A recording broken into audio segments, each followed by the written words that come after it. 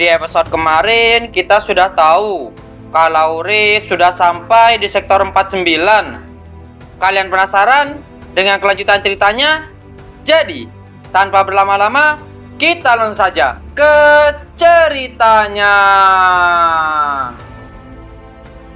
Kita dilihatkan dengan Ray yang sedang berjalan-jalan di sektor 49. Di sana Ray sedang melihat anak-anak yang sedang melihatnya. Di sana Ray bergumam, "Dia menatapku dengan tatapan waspada. Wajar, karena aku orang asing yang berjalan di jalan mereka. Ini tidak jauh berbeda dari sektor 50. Dan Ray pun sudah tiba di tempat mobilnya. Di sana Ray bergumam, "Aku sudah menyusuri banyak jalan, tapi belum menemukan apapun tentang sihir. Aku harus mencari di lebih banyak tempat besok." Di luar sana, ternyata ada anak-anak tadi yang dilihat Ray. Ternyata anak-anak tadi mengikuti Ray sampai ke mobilnya. Ray bergumam, "Di luar ada 4 orang." Di sisi luar mobil, anak di sana berkata, "Lumpuhkan dulu, jangan biarkan dia berteriak. Cari kunci mobilnya, sepertinya ada makanan di bagasi." Dengan tiba-tiba, Ray langsung memukul anak-anak di sana. Salah satu anak di sana mau menyerang Ray. Akan tetapi, Ray dengan mudahnya dia bisa menahan serangan tersebut. Dan Ray pun langsung menyerang anak tersebut. Anak-anak di sana pun sudah dikalahkan oleh Ray. Ray berkata, "Kalian menguasai berapa jalan?" "Aku tanya, berapa jalan yang sudah kalian kuasai?" "3, totalnya 3. 23 sampai 25. Ray melihat mana di dalam tubuh anak tersebut. Dan Ray bergumam, perasaan itu cemas, tidak yakin, dan takut. Ray berkata, "Bohong." Dan Ray pun langsung menghajar anak tersebut. Ray berkata, "Kamu, aku akan memberitahu segala hal. Kami sudah menguasai 14 jalan. Total anggota ada 52. Ketua kami adalah Kedrick. Markas kami ada di pabrik kosong. Siapa namamu?" "Neshu." "Perintah apa yang ketuamu berikan pada kalian?" "Menghajarmu saat bertemu dan mencuri semua makanan yang ada."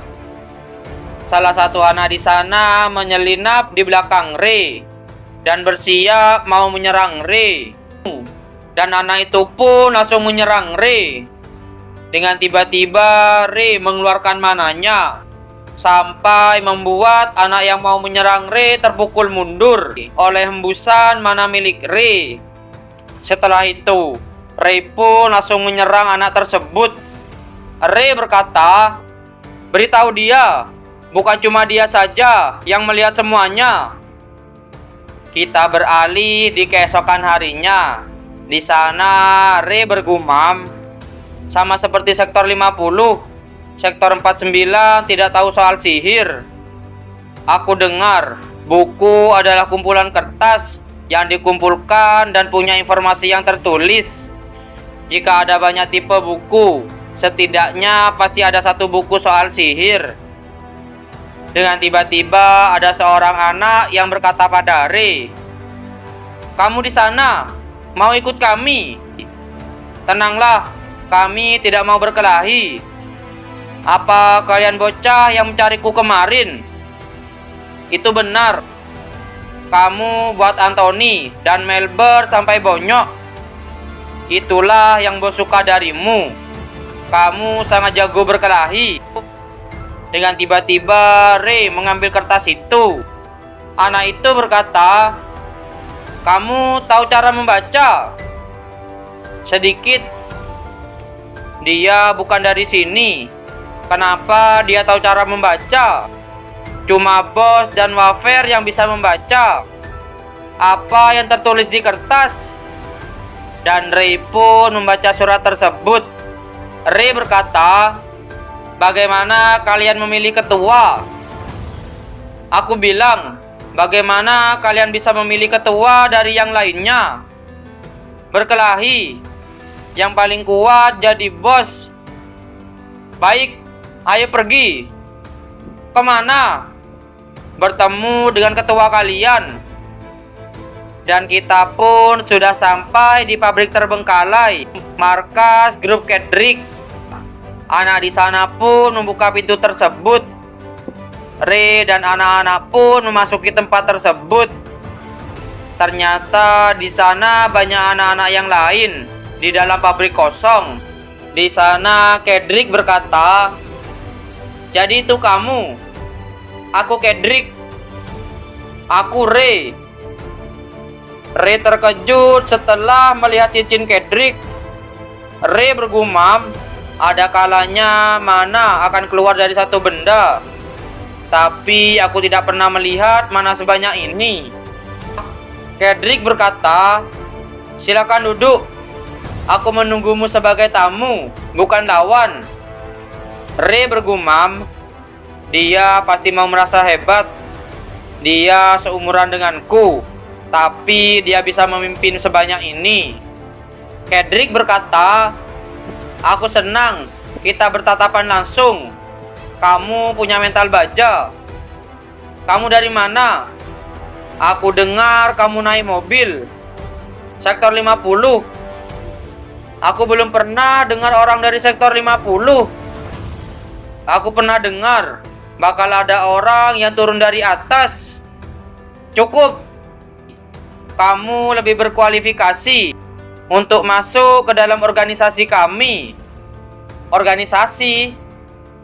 "Itu benar. Kami adalah organisasi. Kamu tahu, nama organisasi itu adalah Martred.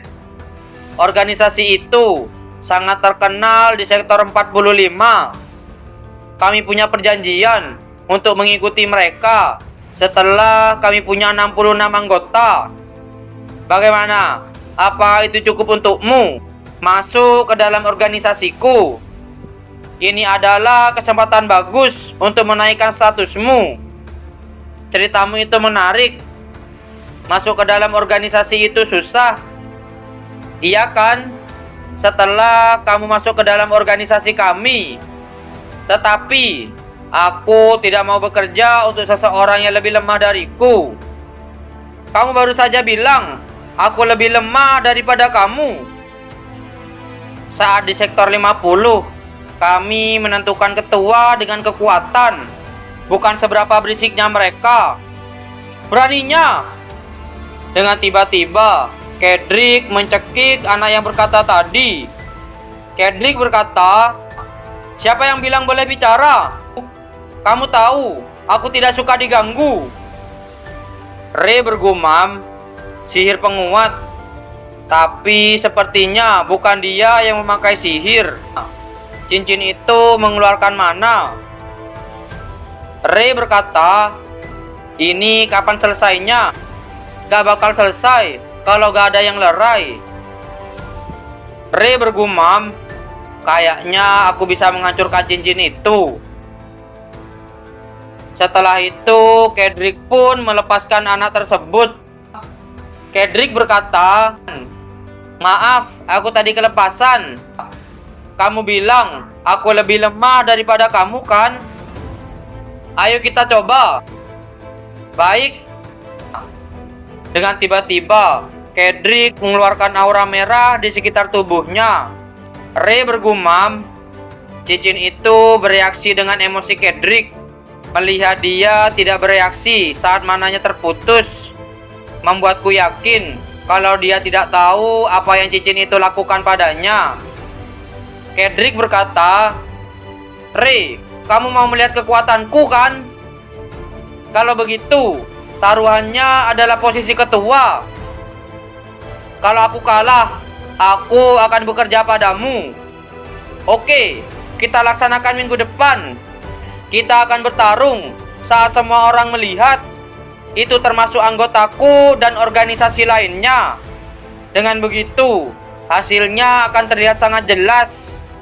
Baik, tapi dari mana kamu dapat cincin itu? Akan aku beritahu jika kamu menang, dan aku yakin kamu tidak akan menang. Kita beralih di keesokan harinya. Di sana ada Ray. Dia bergumam, cincin apa yang dia pakai? Dengan tiba-tiba ada seseorang yang mau menyerang Ray. Akan tetapi Ray masih bisa menahan serangan tersebut.